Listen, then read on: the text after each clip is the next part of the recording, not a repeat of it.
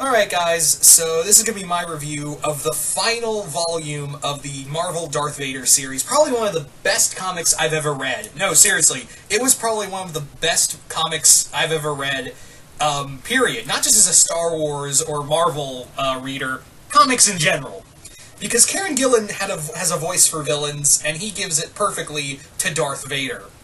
Now, I'm going to spoil some stuff in here, because, yeah, the comic's been over, and I did a bigger podcast on Geeky Gentleman with Sid Part 2 and all of them, so, yeah. Anyway, what was I going to say? Anyway, so let's get into the review. There we go. So this whole, the final issues from 20 to 25 are pretty much, going into, this is all set up for Empire Strikes Back. Because this is where, this is how Vader gets the Executor, this is where the end of the story with Cylo and the other quote-unquote replacements are, as well as, what is the fate of Dr. Aphra and Vader's team. This was really cool. This was really cool, and I really love the start of this issue, because it's not really a lot of action, it's more dialogue-heavy, because Vader goes to see the Emperor, and and the Emperor tells Vader all about, why he hired, why he has Cylo working for him, and it turns out that Cylo was one of the people who saved Anakin's life, and put him in he designed the Vader suit. So, yeah, he's one of the, he's the reason why, Vader became what he is, in a way. So, yeah, Palpatine, Sidious tells Vader all about, Cylo was always trying to usurp me, and, I had to make him play his hand, and now he's a traitor, now we can officially take him, because if we tried to move against him, all the other brilliant minds under the Empire's control would go along with him. And Vader says, I understand. I also understand that if, one of his replacements managed to kill me, you would be telling them all this. So I love when Vader's like, yeah, I know you're bullshitting me, but I kind of agree with you.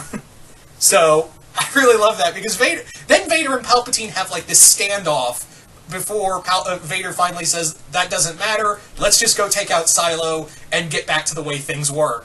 And Palpatine's just like, go on ahead.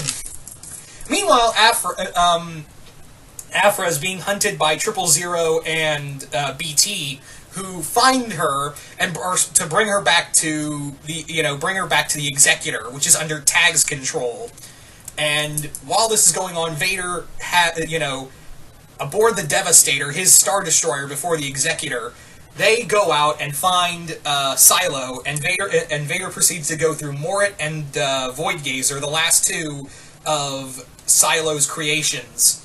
And it's really cool. I will say that the fight between Vader and Voidgazer is actually a little more interesting, because she fights it. Vader has to fight a cyborg Rancor.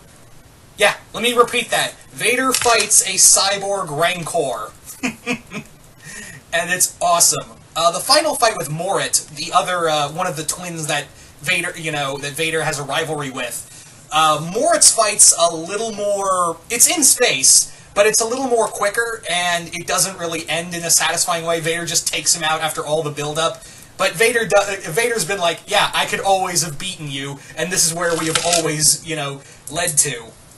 So I really dug that. And then we get interesting when Vader faces off with Cylo, and Cylo uses a kill switch on Vader's suit, and, yeah, Vader is now kind of trapped in his own head, and proceeds to fight himself and have a battle with, battle with Obi-Wan again. So that was really cool. I thought that was a lot of fun. And then we come to Vader encountering Padme. And Vader is like, no, you're dead, I'm still alive, Anakin is gone, fuck you, I'm force-choking this... Yeah, Vader force-choked Padme. I mean, granted, it wasn't really Padme, it was just a part of his hallucination. But yeah, Vader did that. That just proves that this is, once again, that this is the Vader we see in Empire, in New Hope, Rogue One, and especially Empire Strikes Back. This is that Vader we see.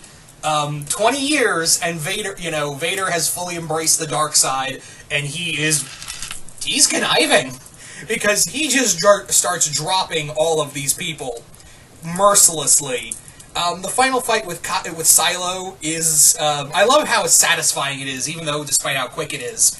And then we get with Aphra. We get to the part with Aphra, and yes, I know Aphra has her own ongoing right now, but I love how Vader put, at the beginning of when they first met at the start of this series.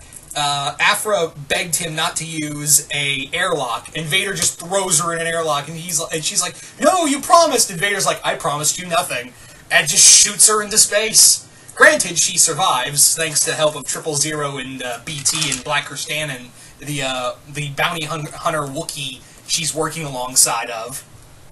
So I really enjoyed it. I really enjoyed this.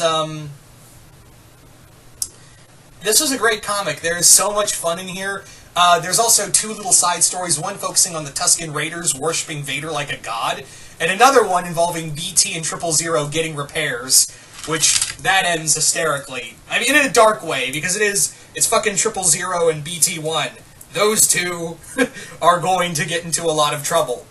So, yeah, there's so much in here, and it doesn't really feel like and this was kind of the complaint I had with Rulers of Earth when it was ending, because I feel like with Rulers of Earth it was clear they wanted to do so much more in here, and they threw in everything but the kitchen sink in those last few issues. But here, even though the series was ending at issue 25, I feel like this is a good ending because it wraps up all the little points that they had, and anything else would be further expanded on in Dr. Aphra in the Aphra ongoing.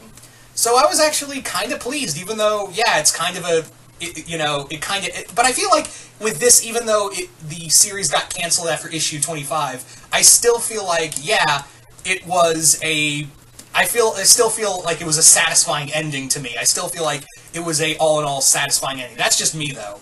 But what do you guys think? What did you guys think of Vader End of Games? Did you guys like it? Did you guys hate it? Also, goddamn did I love it when Vader just choked out Tag just to prove a point, and then looks at Ozzel and goes, "You got 2 weeks to fix this shit, or you're next," which we know that does happen. But anyway, once again, hope you all enjoyed this, and I'm out.